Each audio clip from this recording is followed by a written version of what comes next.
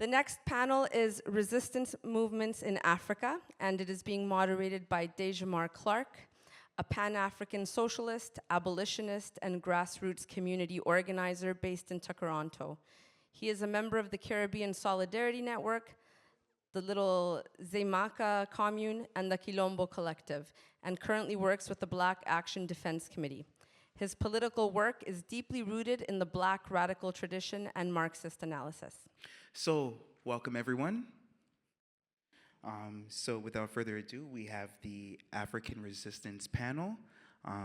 As a Pan-Africanist, I'm really excited for this panel. I have some of my mentors here. Nisrin I've known for maybe a couple of years now. And Ameth, we met at a different book list. And when you presented a session on the Alliance of Sahel States. So with that being said, I'm just going to read out some of the bios. So Nisrin is an assistant professor of anthropology and African studies at the University of Toronto. She is currently writing a book on land grabs and community resistance to land dispossession in Central Sudan. Nisrin's public scholarship has appeared in Al Jazeera, Washington Post, Transition Magazine, Hammer and Hope, and the Panelists. Wow, that's a tongue twister. Jeez. Nisrin is also a member of the Sudan Solidarity Collective, which has been supporting grassroots mutual aid groups and unions at the forefront of relief efforts in Sudan. The collective has also been doing political education work around Sudan and organizing around more just Canadian immigration policies. Please, round of applause for Nisrin.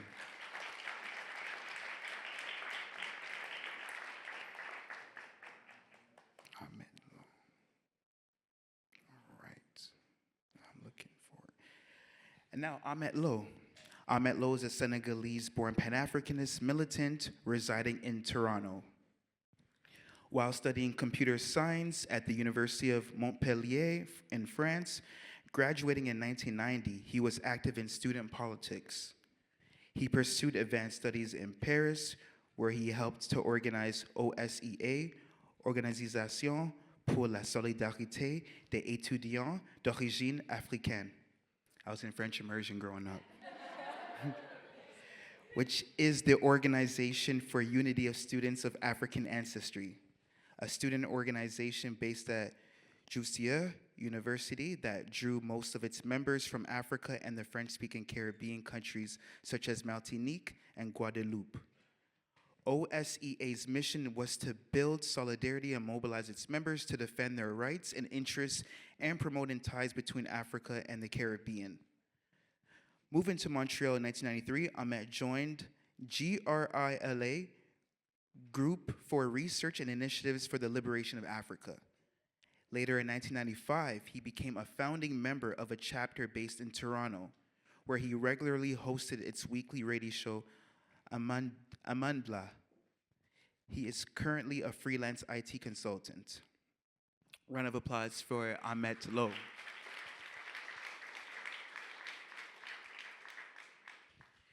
So I feel like in Toronto, you two are, I would say, the go-to folks when just, I would say, speaking from an intellectual perspective on the continent, and obviously the African continent is vast, so many countries and so many regions. But with the first question, how is the West and other nations using Africa as a playground and laboratory for imperialism by investing in proxy wars?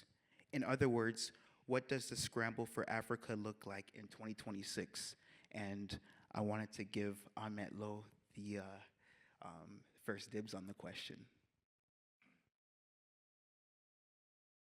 Hello, thank you. Thanks for your question, and thanks for the organizers of this conference, which I believe is very important for us at this specific time where the world is going through some crisis that reflects the complexity of the struggle in different areas of the continent and in the world. Now, why there is a scramble for resources in Africa is something that has been going on for centuries. We can go as way back as the beginning of colonization and slavery, which was the first time when the imperialist system has managed to come into the continent and then managed to take around 10 to 20 million Africans and bring them to the Western world to constitute the primitive process of capital accumulation that gave rise to capitalism and what we call today development in the Western world.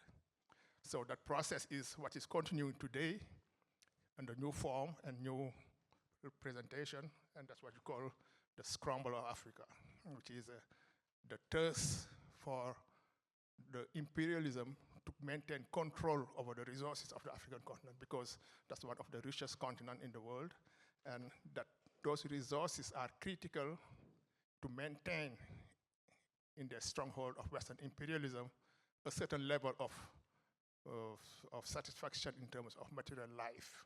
So you have, again, all these forces coming into the continent in this race to control and extract natural resources, take them away, transform them, eventually sell them back into the continent as consumers, and also raise the level of their standard of living in those countries, not universally, in a uniform way, but at least benefiting the ruling classes of those countries, but at the same time creating some ripple effect that can trickle down a little bit on the popular masses to maintain them in the situation of acceptance of the level of exploitation that's happening.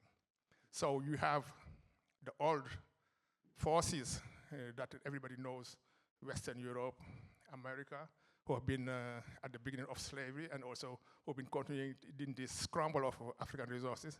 But you recently also, for the last 10, 15 years, you have new actors who are emerging from different parts of the world who also have the appetite to have access to those natural resources. That's why you have this competition between the new emerging powers and the old powers who used to have monopoly on these resources for 400 to 500 years, and that's why you have these conflicts happening and being instrumentalized to generate some conflicts in some areas like the DRC, the Democratic Republic of Congo, whether it is in Sudan, in West Africa, and they rely sometimes on some internal forces, social forces in those countries in order to achieve their goals, which is, at the end of the day, the extraction of the natural resources and bring it to their country. Now, in the context, you mentioned that I'm specialized in IT.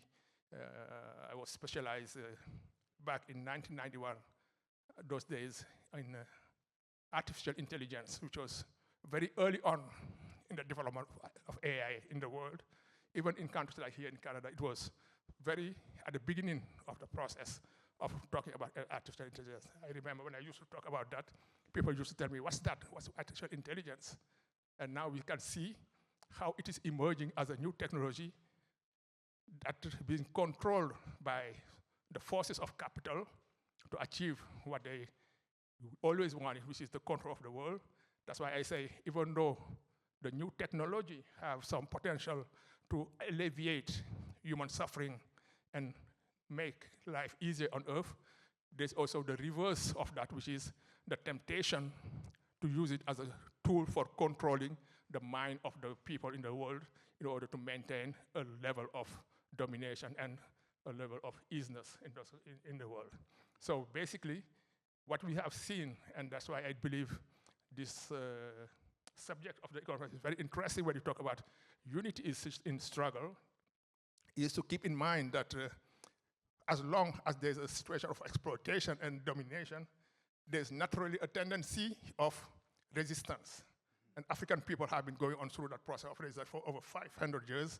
And what we see today reflected in the Western African countries of what we call the Sahel, we may come back to it later on, is a reflection of that ongoing struggle.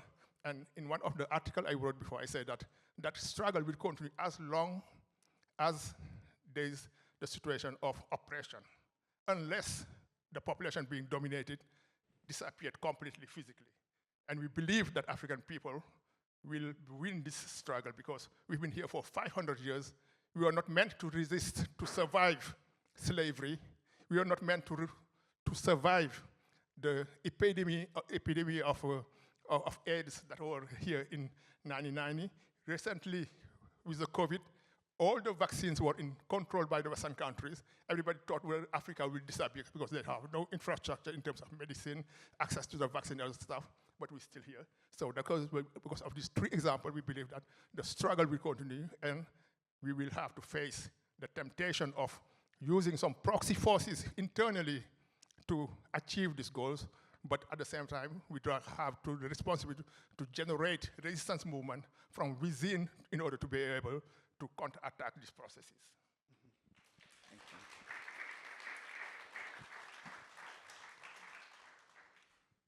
Thank you, Ameth. So Nisrin, I would say,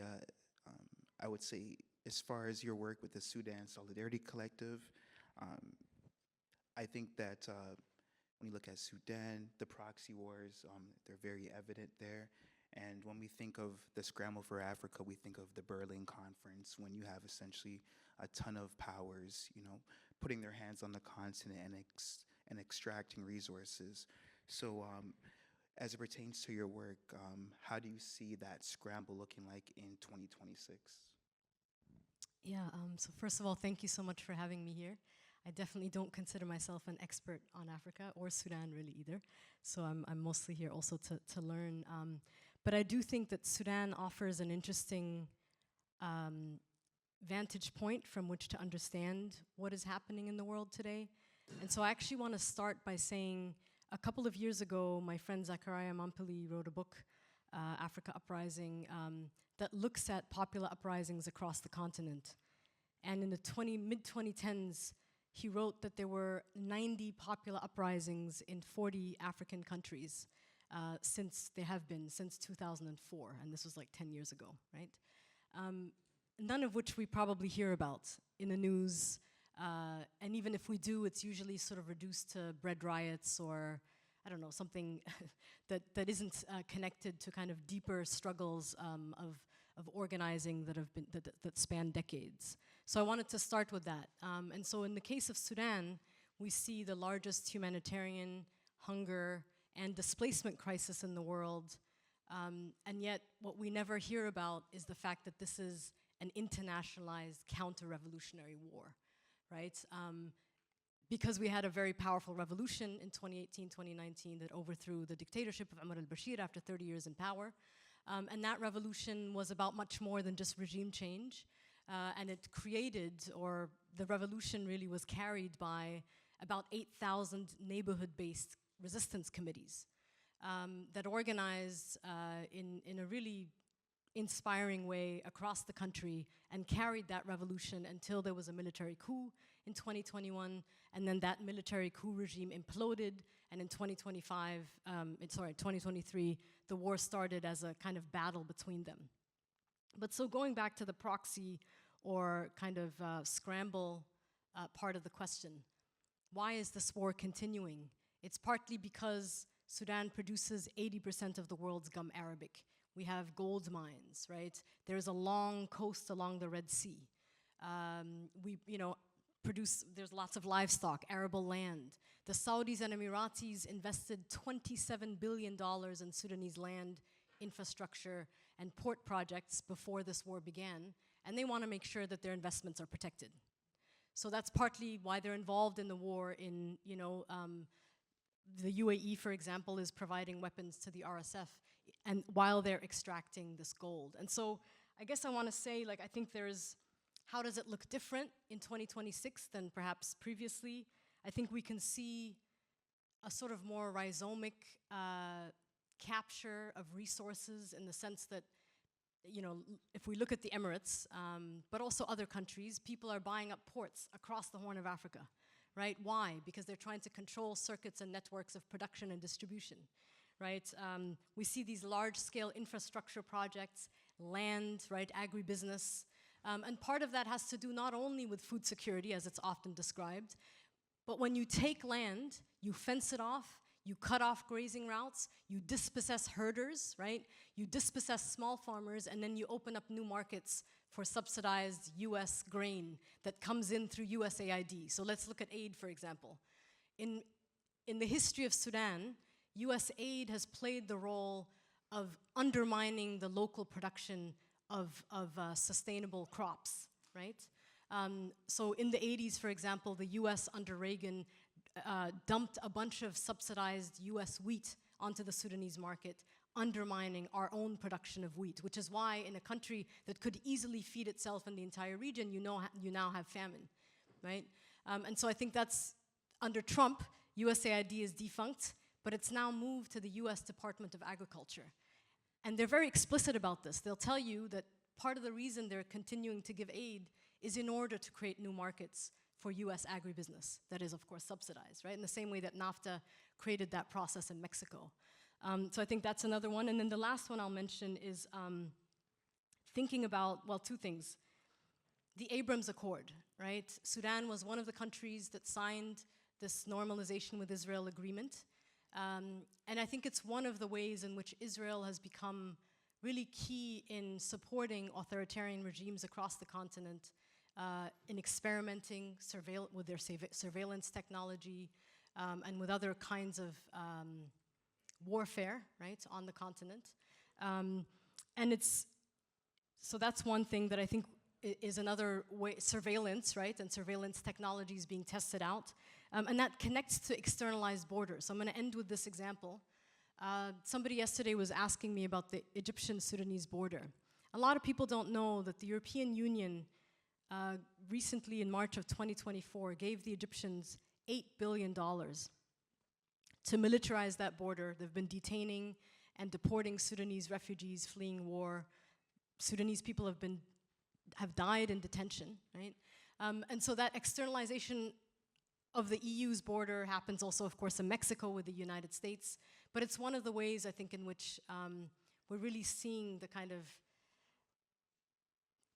the goods are coming out very easily, right? There's French companies that are extracting Sudanese gum arabic. There are Canadian weapons that are being found in the hands of the RSF while they were committing genocide, which, in case you don't know, in October of last year, over 100,000 people are said to have been killed in a matter of a couple weeks, and you didn't hear anything about it in our news, right? And part of that is because of Canada's own complicity in this war and the ways that they're making profits. So I'll just end by saying that I think one of our roles here is to challenge those profit channels, right? And to find out who are the companies that are profiting off of our death in the Congo, in Palestine, in Sudan, and elsewhere, right? And how can we interrupt their business as usual? I think that is part of our role in supporting the resistance on the ground, yeah.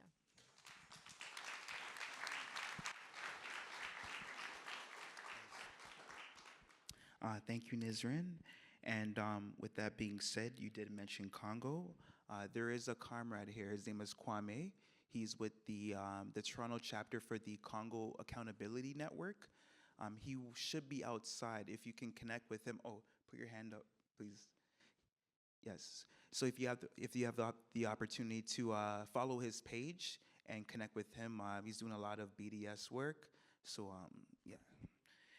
And oh yeah, also please follow Sudan Solidarity Collective online. They do a lot of amazing mutual aid work, and they're always raising funds for on-the-ground organizing.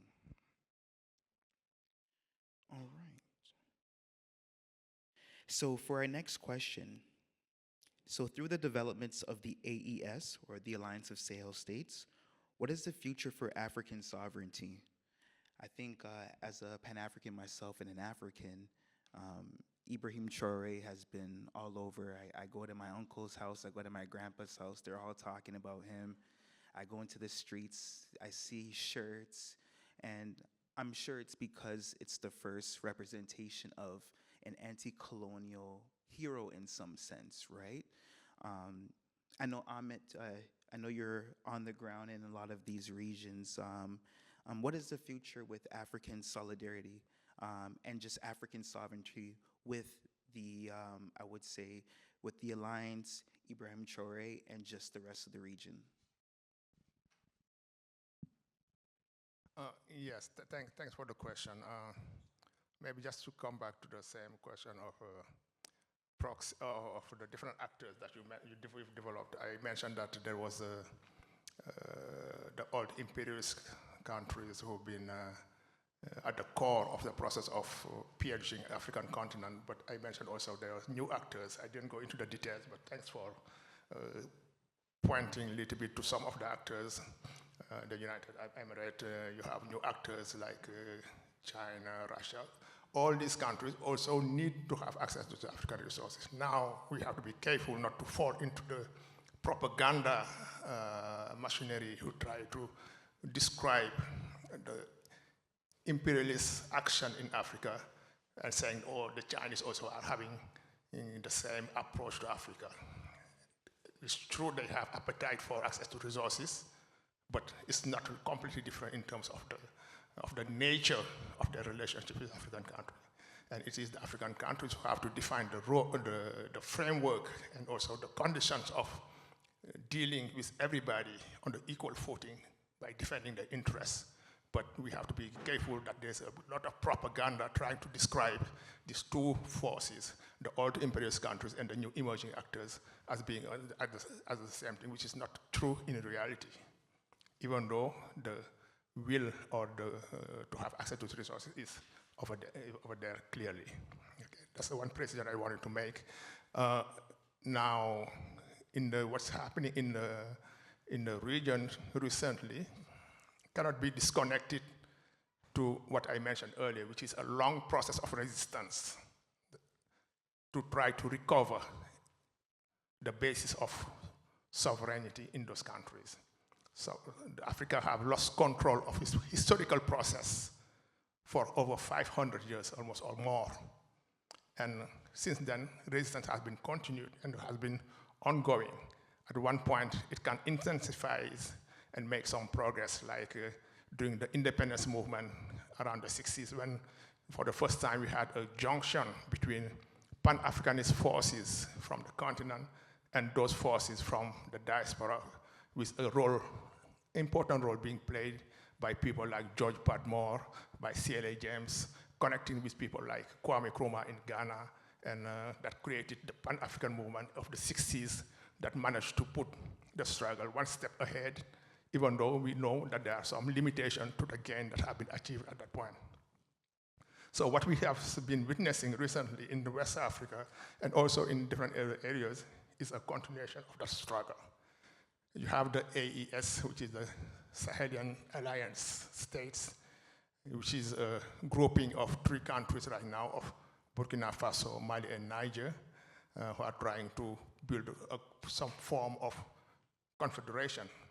Why a confederation? It's because 60 years almost after independence, we realize that today, none of these individual countries taken isolatedly is capable of creating the condition of its own sovereignty. And that's a lesson to be learned also from the Caribbean, when we see what's happening right now with Cuba, and none of the countries is capable to having some type of solidarity action in relation to the situation in Cuba or in Venezuela. So the future of this struggle is to build a political framework of governance that bring together the forces in these countries in order to be able to have the force necessary to be able to sit on the table of negotiation with any other power in the world. That's the objective. So that's why we salute this first step happening in West Africa with the Sahel states.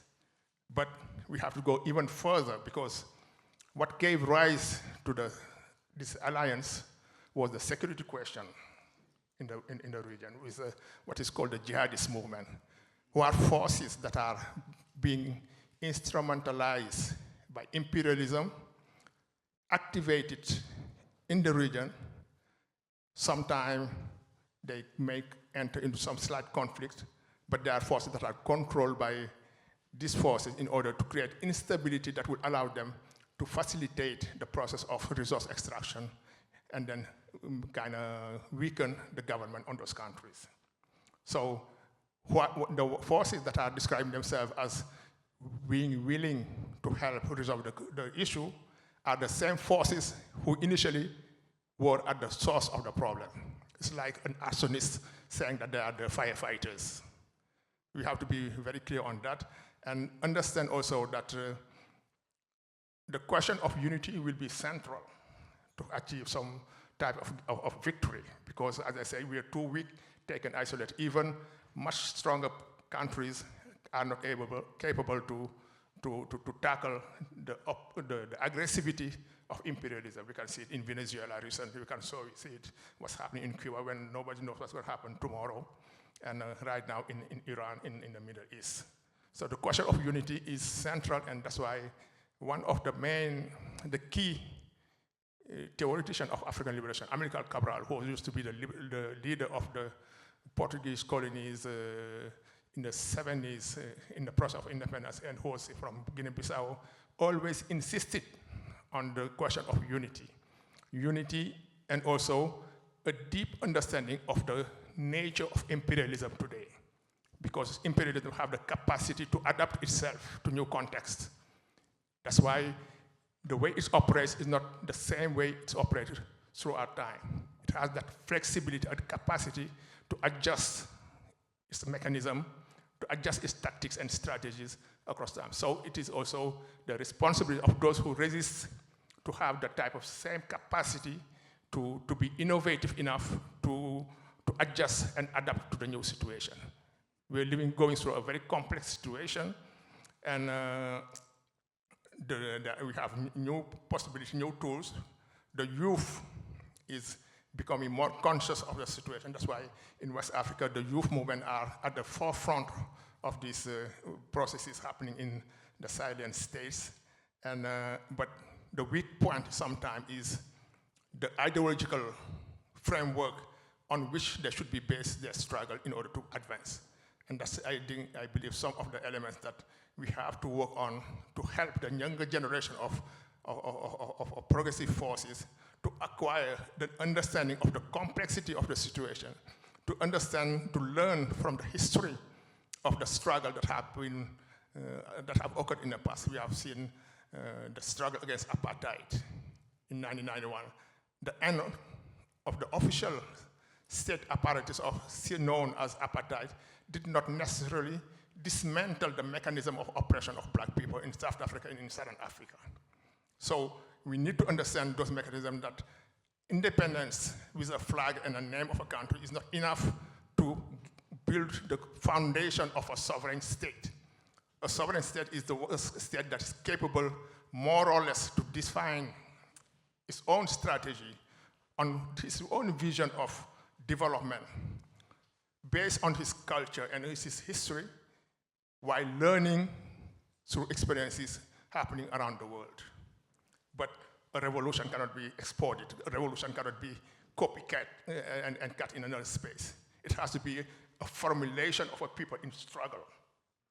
That's why we believe that even though every people have the responsibility to organize for freedom, we have to build bridges for international solidarity. It's important. And the best approach is that everybody act where they are. People who live here, their terrain of action is here in Canada. People in Africa, their terrain of action is in Africa. Everybody knows that most of the multinational corporations who are exploiting gold in West Africa are here from Canada. They are listed on the Toronto Stock Exchange. And they control most of the resources in West Africa in terms of gold mining. So if there's some action to be taken by progressive forces in Canada, it's in here, and the companies that are investing in those companies, like the pension plans of the teachers or whoever kind of unions, they have tools to exert pressure to make sure that those companies behave in an ethical way abroad, the same way they were expected to act here. If they don't do that type of action, they have done their part in terms of international solidarity. The bulk of the struggle will have to be borne by people in Africa who have the historical responsibility to organize based on the concrete reality to advance. And then when the junction between those two forms of action will create the international solidarity that will eventually create a better world for everybody. Thank you.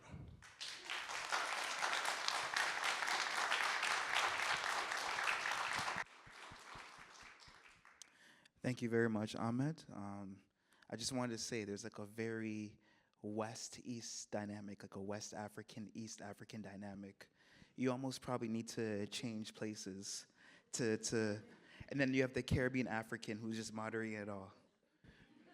But Nisrin, as far as the future for African sovereignty within the Horn of Africa, so more east, what does the future look like?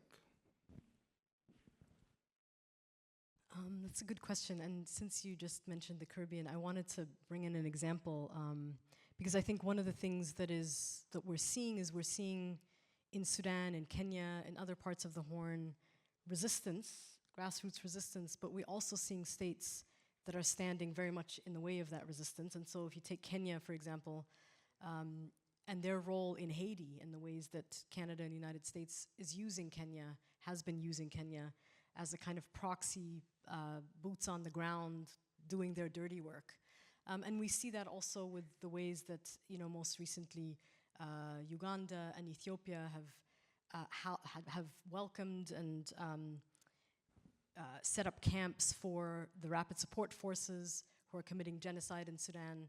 So I think we're up against that as well, and the role that they're playing as sort of proxy powers or like, as in, they'll get money from, say, the Gulf states or from the United States or from Europe to do their kind of dirty work, their bidding, as they themselves act on their own in a sort of, in my view, a sub-imperial kind of, again, it's different, and yet I don't think that the Emirates is only interested in food security, right? They're trying to expand their regional hegemony across the Horn of Africa. If you look at a map of the way where DP World and other Emirati companies have bought up ports, you'll see that they're trying to map out a kind of regional power map for themselves, right? And so I think in terms of resistance, what does this mean?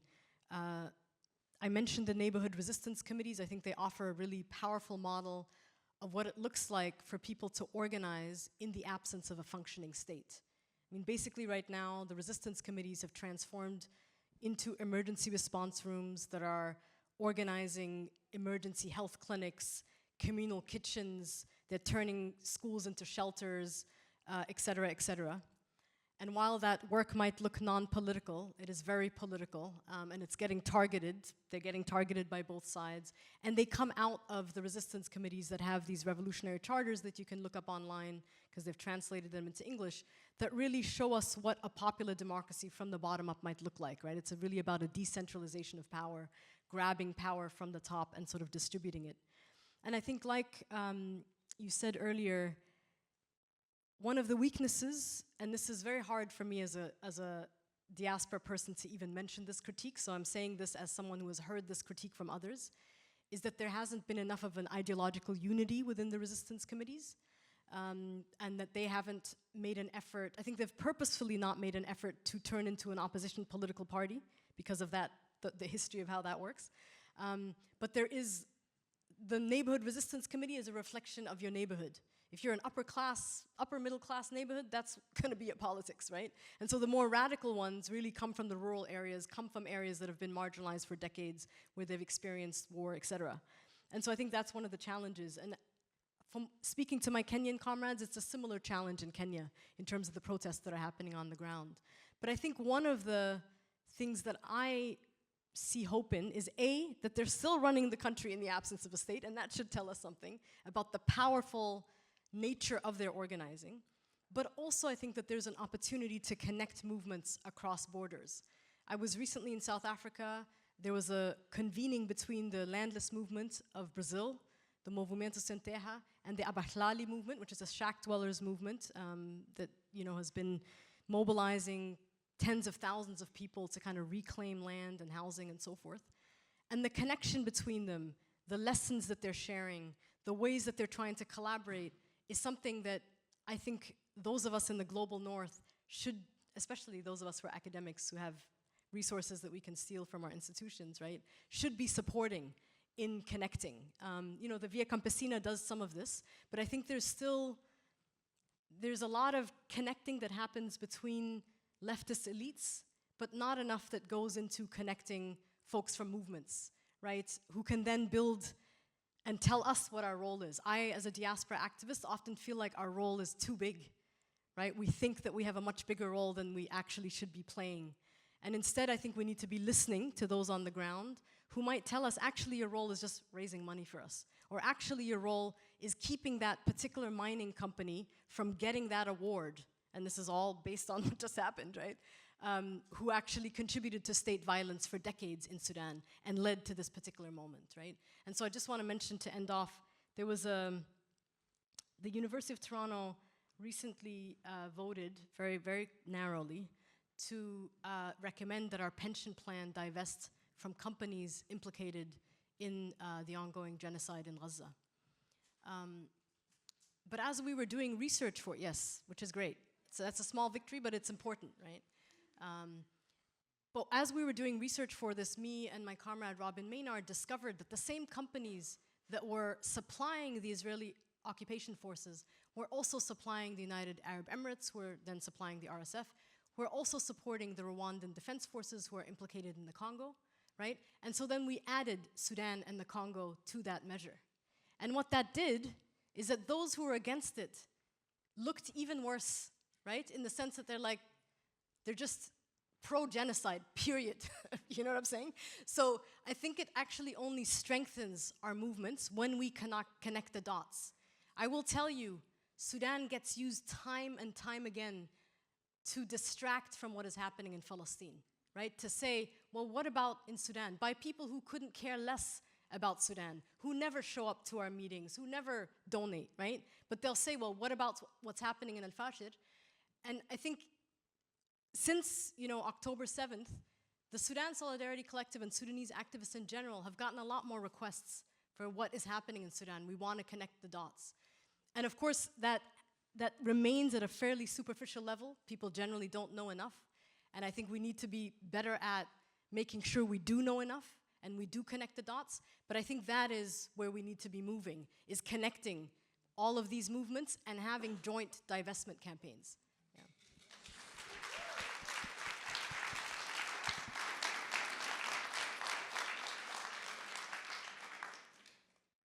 Thank you, Nisrin. So for our next question, I would say it's for both you and both Ameth and Nisrin. So with you both having an understanding of what's happening on the ground, what are some ways that we can build Pan-African unity and international solidarity with the local grassroots resistance movements on the continent?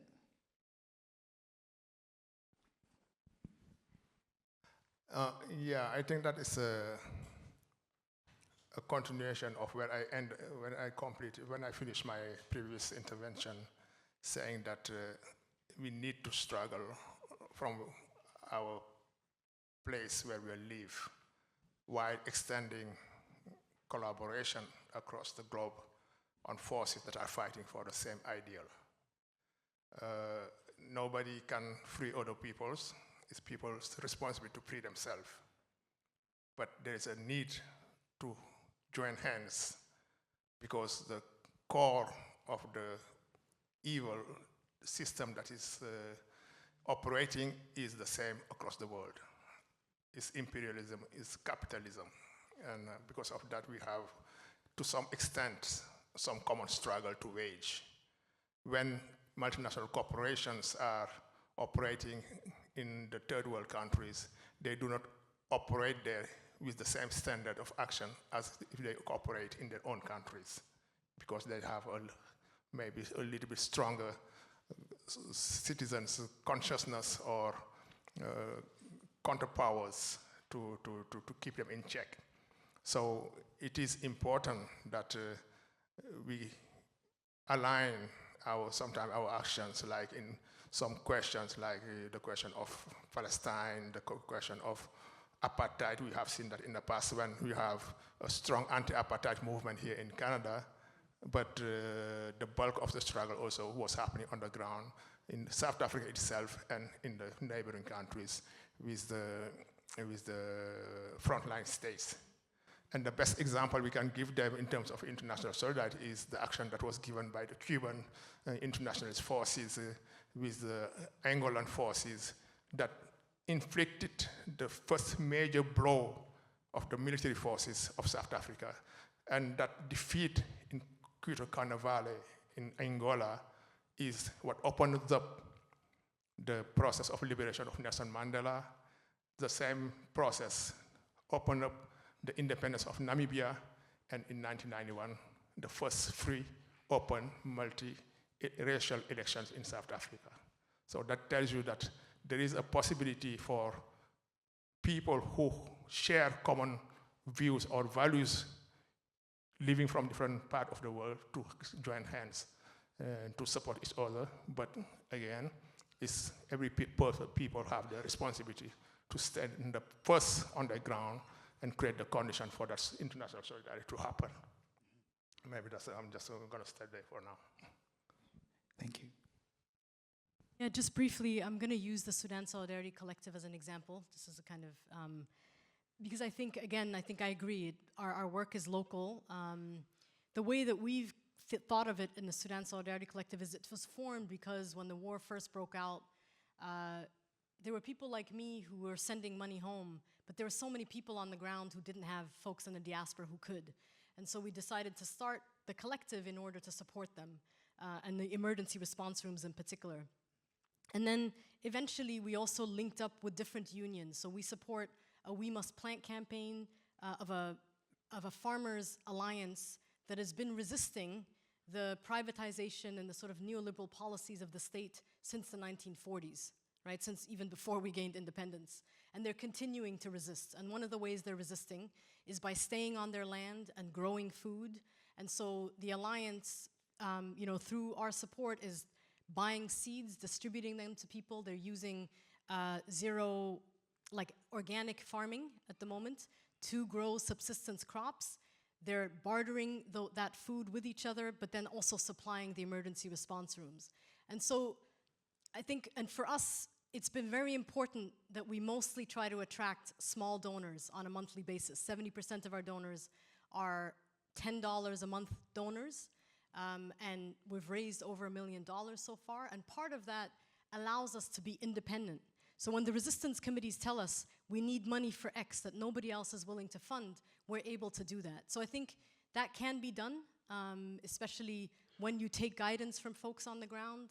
I also think that with the Farmers Alliance in particular, they appealed to the UN, to the European Union for support when the war first started, when there were no rapid support forces in the area that they were farming, and they were refused any money, any support. So that tells you something, right? They will ship in the food aid to undermine your own production, to ultimately make it difficult for you in the future to eat. But they won't give you seeds. They won't give you support for farming. So I think we also have to think about that. Who are we supporting on the ground, and how? And how are they guiding the work that we're doing? And yeah, I think that's, in terms of solidarity, I mean, that's money, right? That's one thing. There's lots of other things we can do.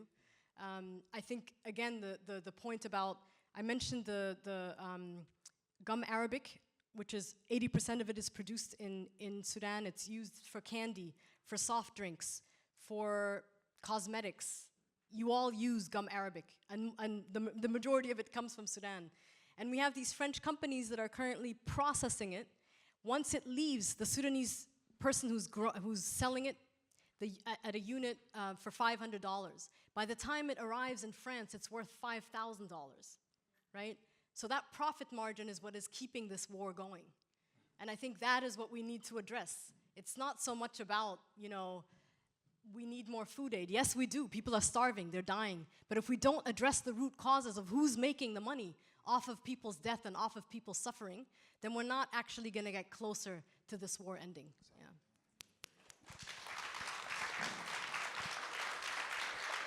Yeah. And I think that one thing to add to that is also, which could be an area of action for all of us, is in the struggle against the propaganda, the ideological propaganda that's trying to keep people sleeping and not being aware of the mechanism of what's happening in the world.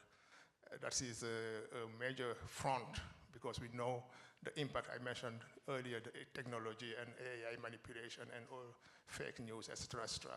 We progressive forces have to be present on that front in order to deconstruct the mainstream ideas who are trying to portray some of this situation happening as normal, or trying to normalize it at least. So there is a large front of struggle over there that people can work on across the globe, wherever they are, but to be conscious that there's a need to counterattack the Western propaganda and the imperialist propaganda in their adventure around the world, trying to use false excuse. One day it's using the excuse of jihadism, sometimes it's using the excuse of supporting terrorism. How can someone conceive Cuba as being supporting terrorism in this world?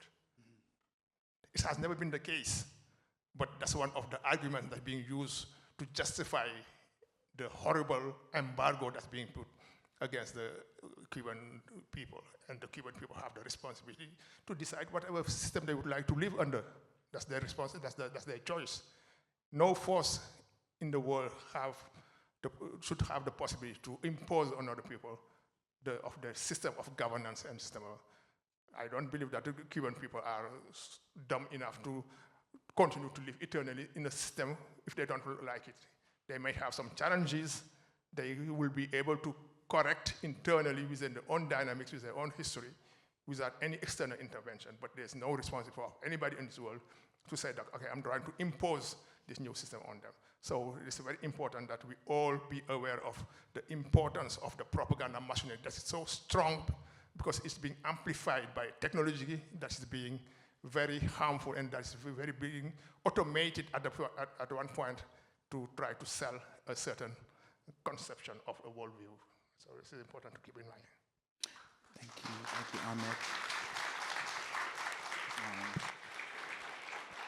Ameth. So I've been getting a lot of dirty looks, and I think we have to wrap up, but I'm gonna squeeze in a couple questions, so hopefully we can get through them quickly. So the next question is, George Padmore published Pan-Africanism or Communism in 1956. What does that phrase mean in 2026, and is there a new political question that is more relevant to what us Africans are experiencing on the continent today? And the next question is, Africa Stream was a news outlet that provided a lot of anti-imperialist Pan-African news. However, it was unfortunately shut down. What are some outlets for folks who want to get updated on recent developments on the African continent? And a third question, am I going to see you at African Liberation Day on May 25th? The statement of George Padmore in terms of Pan-Africanism or communism has to be seen within the context of the East-West struggle that happened at one point, with Russia being at the forefront of the Eastern Bloc. Today, we can say that the same question may still be relevant, but to a different forms, because in my sense, what was being raised through that question is the question of Pan-African unity that could also, at the same time, take into consideration the nature of class conflict within the African societies. Because when we talk about sovereignty, I mentioned that sovereignty means that countries have a control over their tools and instruments to master the processes of capital accumulation in order to be able to define their road for development to resolve the condition under which their population live. But that is a political question. The question of redistribution of wealth, of control of wealth, of generation of wealth within the country is not something neutral. That's why if you go to African countries, you see some type of also a big divide between the capital, people who live in the capital, and people who live in the rural areas. So it's the same division. We can see it between how women who've been at the forefront of agricultural production also are more marginalized within the society in terms of economic power, even though they are the main producers of the family-oriented agriculture happening in the rural areas. So if we want to talk about liberation of independence and sovereignty, at the same time we have to address those internal dynamics of class configuration within the society. At the same time, understand, as I mentioned at the beginning of my presentation, of the need to come together, because essentially, none of these countries taken individually have the capacity to resist imperialism. And that's why it's very important that a call I will keep on making again and again is the call for a reconnection of Africa with its diaspora. This population that has been deported by force across the Caribbean, across Latin America, and across Africa, these three components historically have to find ways again to join again into some form of dynamic that will bring back control of the African people in the process of reacquiring their sovereignty. I don't think that there is a way we can have a lasting victory without making victories on the political front of political federation, political coming together to build tools to be able to bring back what was called the lost element of the family who'd been in the diaspora and to reconnect them with their history, their destiny, which is Africa, because the black people in the West will never gain the place they deserve as long as Africa is a weak continent, not being able to play a role on the world stage. And same thing, Africa needs the contribution of its population from the diaspora in order to, because of the experience they have dealing with racism, with imperialism in the Western countries, they have acquired some experiences with it that have resulted in the contacts with the system that can be beneficial for people who live in Africa to better understand the nature of the oppression that has been going on for 500 years. Thank you.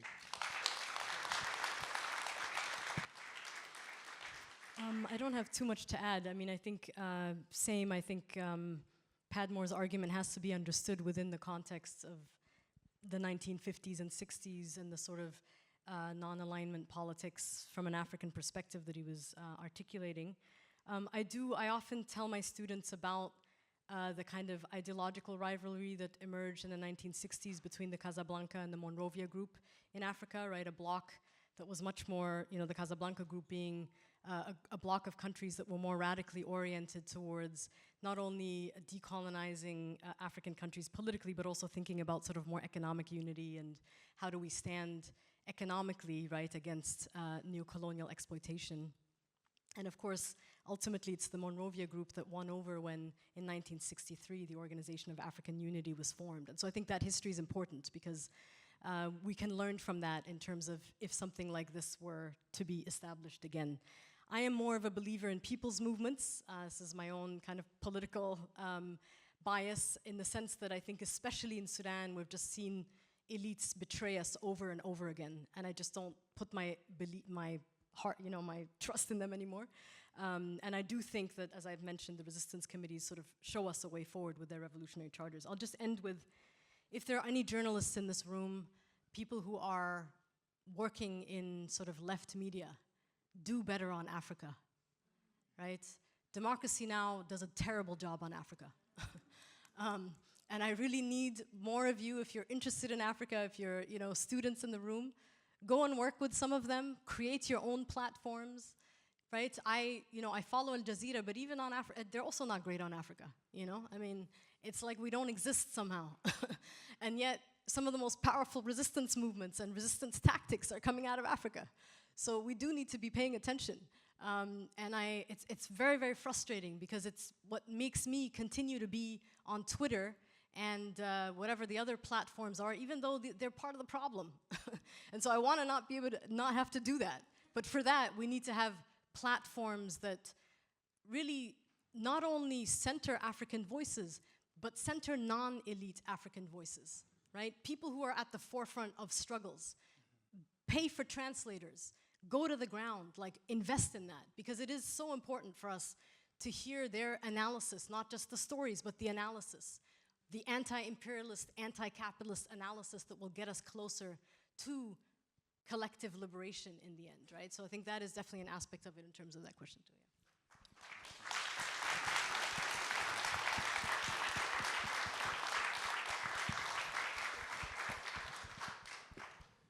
Will we see you at African Liberation Day? Okay. So without further ado, thank you so much.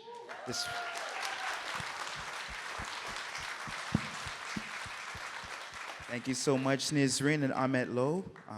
Thank you for speaking with us and giving us, the gems on how to really build Pan-African unity and just that resistance movement and how to build solidarity and calling people out, calling the media folks out. It's really important. Thank you.